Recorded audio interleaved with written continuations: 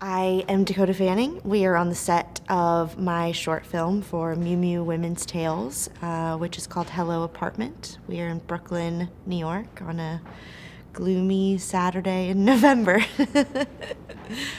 The idea for the short has been an idea that I've thought about for a while. I have lived in the same apartment in New York City for 6 years. It was my first home that was mine, the place I moved into when I was going to college when I was 17, and I haven't been able to let it go. And it made me think about that space and all of my memories that it holds. And one day when I do have to leave it, what happens to those memories and what happens to the marks that I've left behind that are sort of unrecognizable to the next person who will inevitably make marks of their own, and on and on and on. And so I'd been thinking that was sort of the inspiration behind it, and then speaking to Liz Hannah, who actually wrote it and who was a friend of mine, she sort of made sense of my stream of consciousness ramblings on the idea. But it was inspired by my own experience of my first home in New York City. The reasoning for setting it in the 90s, even though I was newly alive in the 90s, I was born in 1994, the reasoning for that was actually kind of a coincidence, because at the end we see an older version of the character that we've seen from the beginning. And when I did the math, if that character was modern day and I went back 25 years, because I imagine that younger Ava is around 25 when we meet her, and then older Ava is somewhere in her early 50s, and so I just sort of rounded it down and it came up with 1992. So that's where it came from. I wasn't specifically wanting a story set in the 90s, but I did want a story that wasn't set in modern day, because I think that this story is about people and the interconnectedness of people, but I didn't want that interconnectedness to come from technology. I wanted that connection to be organic and human, and even though the 90s wasn't completely without technology, it was certainly very different from where it is now. And so I think having it set in a period was kind of important to me. I think for me, having these objects or a space carry so much meaning is something that I feel in my life. I have a really hard time of getting rid of things, because I have shirts that evoke certain memories for me. I have things that evoke certain memories for me, happy, sad, angry. And so I feel like my home is this sort of shrine to my experiences, and I have a hard time letting go of those things. But then on the flip side of that, when the objects do carry a negative meaning or something that evokes a memory that sort of weighs me down, I think sometimes it is important to go through and remove those things from your space. And so I think that we see both for Ava in this short film, we see her removal of things that she needs to let go for that time.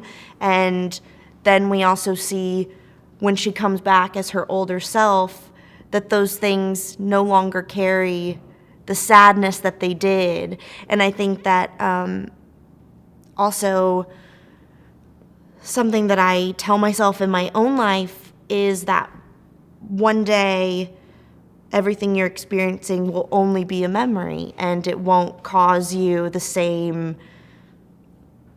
And I guess that really applies to things that are painful, but one day you'll look back and inevitably you go, I can't believe I was so upset about that. So now I can think about it and it just sort of rolls off my back. And so I just think that how the progression of time changes how we remember things or the emotions that those memories bring up. I wanted to sort of capture that. I wanted to capture that from a young woman's perspective, an older woman's perspective. So that's been my goal. Having my first directorial experience be a part of the Miu Miu Women's Tales project is so special. I think because I have a very personal connection to Miu Miu, to Mrs. Prada, to everyone that works at the company. I know so many of them personally, and it feels like a family to me. And I've been so fortunate to have seen the premiere of so many of the shorts at the Venice Film Festival and getting to meet the women behind the projects and have been so inspired by those, and to be a part of the project is really special and exciting. And I think Miu Miu and Mrs. Prada give the filmmakers such freedom to express themselves, and I think in my experience I've had such freedom to make a film that's completely an idea, and Liz has had so much freedom to write anything that we wanted. And then we also have this, we're so fortunate that because costume design is such an important part of making a film, and we have such a wealth of pieces to express the characters with the clothes as well. And that's been a real joy to incorporate the different looks into the film and making them sort of flow and stand out when they need to, and also blend in when they need to. And so that's been really amazing to have a film that's costume designed by Mrs. Prada, essentially. That's a pretty amazing opportunity. Well, I've been acting for most of my life. I've been acting since I was 6 years old. And, you know, it's the important part of being an actor is doing things that you've never done before, challenging yourself in new ways. You can get to a point where you sort of, you know how movies work, and you sort of know how acting works, and then suddenly you work with a director that makes you feel like you've never done this before and forces you to come out of your comfort zone. And that's always something that I'm looking for and wanting, and roles can do that, and other actors can do that. But I think the more and more you do one job, the more comfortable you get, and it gets harder and harder and harder to challenge yourself and to get you out of your comfort zone. And I think for me, directing is something that I've been feeling like I needed to do. I needed to really take myself out of my comfort zone and challenge myself in that way. And I just, the last few projects that I've done, I've been thinking about them on the side as a director, kind of, and learning and really watching and really thinking about, you know, how I would do something, or so it's been, I think that I felt like I needed to scare myself a little bit and do something different, and but I felt prepared enough to direct. But I think this experience has taught me that you can never be too prepared, because things happen and change on the day, and you have to be adaptable too. I've been really fortunate to have worked with a lot of female directors in my career, and I think that there is no difference between a male director and a female director, because I think that anyone can be a director. I think that it's just the difference in human beings is the difference in a director. I haven't really, I don't think that the gender makes a difference, which I think is something that I'd like everyone to recognize. So then there is no point in having fewer female directors and having more male directors, because every human being is different, and different people are right for different jobs, not a different man or different woman.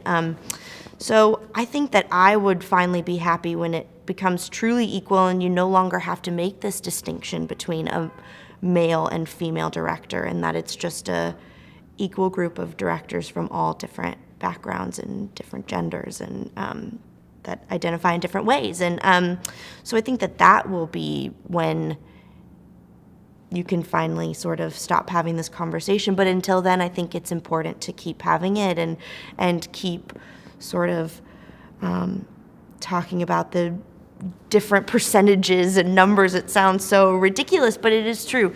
And I think for me, on this, I've wanted to have a lot of strong females on the crew behind the camera. I have Eve Hewson, who's an amazing actress, who's my friend, and she's plays Ava Younger, and I had this beautiful actress, Christina, who played the older Ava, and she was only here for a short time, but she brought so much to it. And so I think just, filling the set with a mix of people, male and female, is so important. And I think Miu Miu is really doing a wonderful job of, with this, giving female directors an opportunity to tell female stories, which we're not allowed to some of the time in sort of the mainstream entertainment industry, which is bullshit.